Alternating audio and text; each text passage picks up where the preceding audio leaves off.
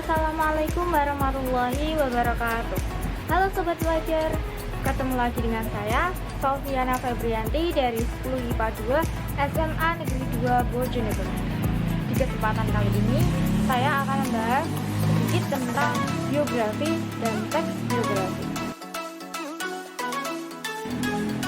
Menemukan suatu teks bacaan yang isinya menceritakan kisah hidup seseorang yang pernah, seperti kisah hidup Soekarno, R.A. Kartini, Barack Michelle Obama, terus Albert Einstein, Kim Tae-yong, C.N. Wo, dan tokoh-tokoh terkenal lainnya. Teks seperti itu biasa disebut dengan teks biografi.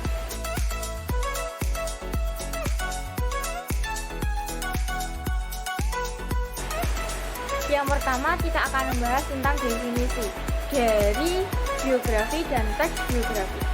Biografi terdiri dari dua kata, yaitu bio yang artinya hidup dan graf yang artinya tulisan. Jadi biografi adalah suatu tulisan yang membahas tentang kehidupan seseorang. Sedangkan teks biografi sendiri artinya teks yang berisikan kisah suatu tokoh dalam mengarungi kehidupannya. Teks ini ditulis oleh seseorang agar tokoh tersebut dapat diteladani banyak orang. Oh ya, dari penulisan kisah hidup tokoh tersebut mencakup permasalahan pembahasan yang pernah dihadapi dan juga kelebihan-kelebihan tokoh yang dapat menginspirasi, memotivasi, dan lain sebagainya. Perbedaan dari teks biografi dan teks autografi yaitu terlihat pada penulisannya. Jika teks biografi ditulis oleh orang lain, sedangkan teks autografi ditulis oleh tokoh sendiri yang bersangkutan. Jenis-jenis biografi berdasarkan 1. Izin atau sisi penulisan.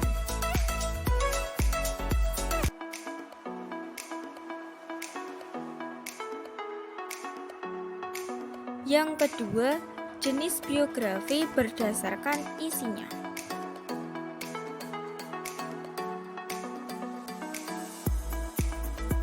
Yang ketiga, jenis biografi berdasarkan bahan penulisannya.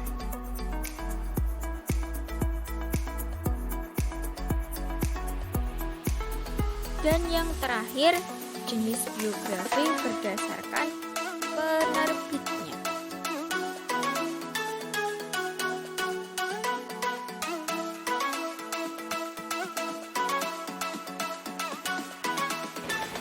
Teks biografi sendiri ada dua bentuknya.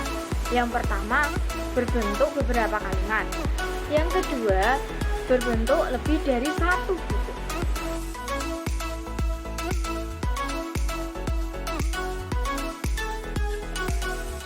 Nah, selanjutnya kita akan membahas tentang struktur teks biografi.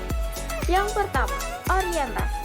Orientasi merupakan bagian awal dari teks biografi yang mencakup pengenalan tokoh, latar belakang kisah, atau peristiwa yang akan diceritakan pada bagian selanjutnya.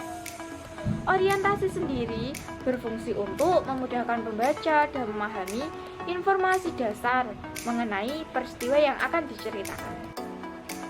Yang kedua, peristiwa penting atau important event, record of event.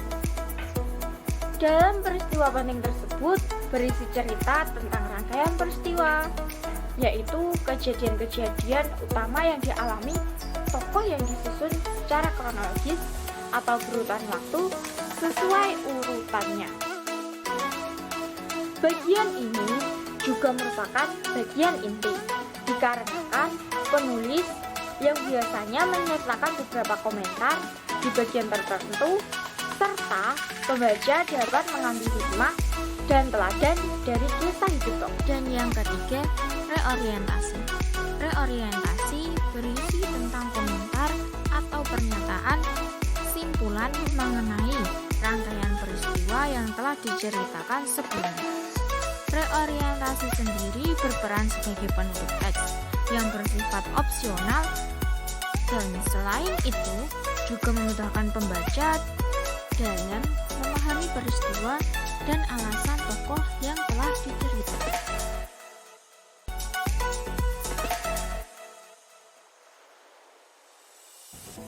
Yang selanjutnya yaitu ciri-ciri dari teks biografi.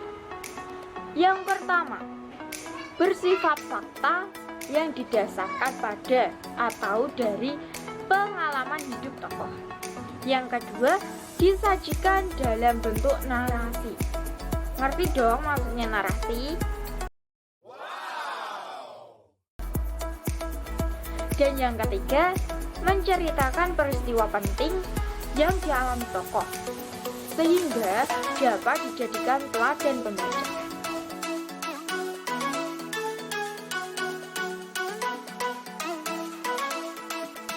Selanjutnya ada kaidah kebahasaan. Kaidah kebahasaan yang pertama yaitu menggunakan kata ganti orang ketiga atau pronominal seperti ia, dia, beliau, dan lain sebagainya. Dan yang kedua ada menggunakan kata kerja tindakan seperti belajar, membaca, dan lain sebagainya. Yang ketiga ada menggunakan kata kerja pasif. Yang keempat menggunakan kata kerja sifat. Dan yang kelima menggunakan konjungsi urutan waktu atau kronologis. Jadi kalau nulis harus urut dan runtut dari awal sampai akhir. Bisa dipahami?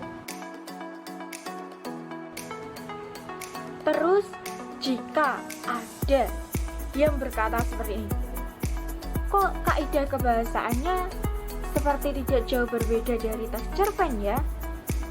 Jawabannya, yap, betul. Teks biografi dan teks cerpen sama-sama contoh cerita teks ulang. Kita bahas sedikit tentang teks ulang. Ada 3 jenis teks cerita ulang, yaitu 1. Teks cerita ulang personal. Contohnya buku harian, surat pribadi, dan lain sebagainya.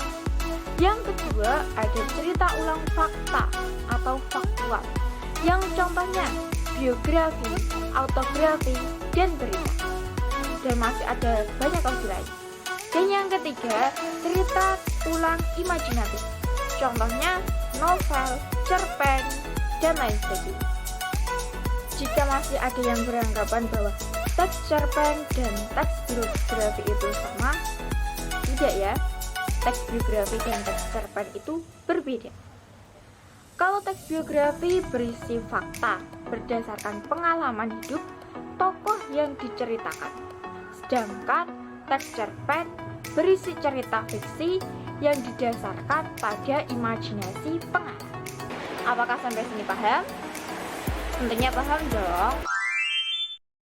Dari hal tersebut, manfaat membaca teks biografi yaitu 1.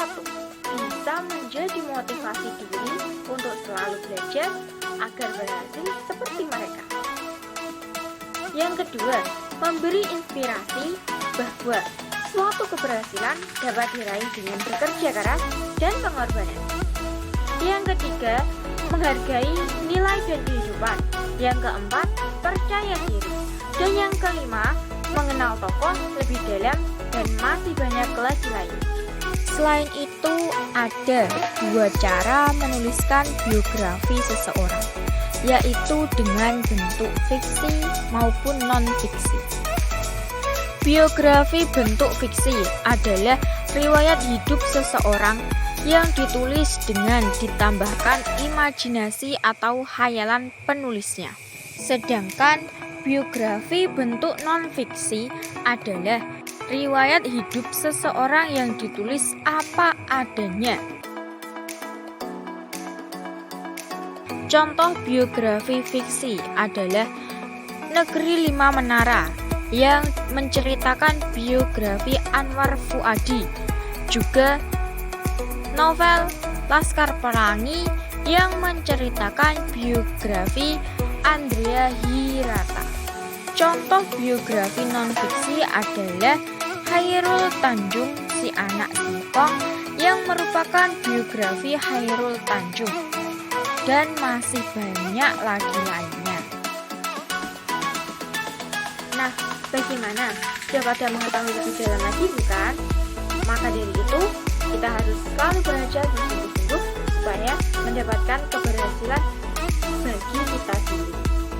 Dan jangan lupa untuk selalu jaga kesehatan dan belajar terus sampai sukses. Semangat!